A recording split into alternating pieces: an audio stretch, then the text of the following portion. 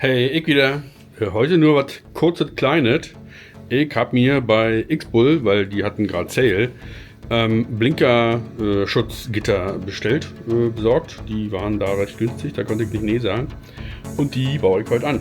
Und das soll relativ unspektakulär sein. Kicken wir mal. Und ihr bleibt dran, kickt. So sehen die aus.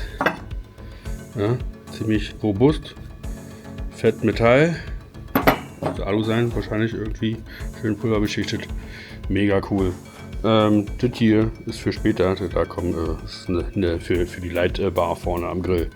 So, aber darum geht's heute nicht. Heute geht es nur um die Blinker Gitter.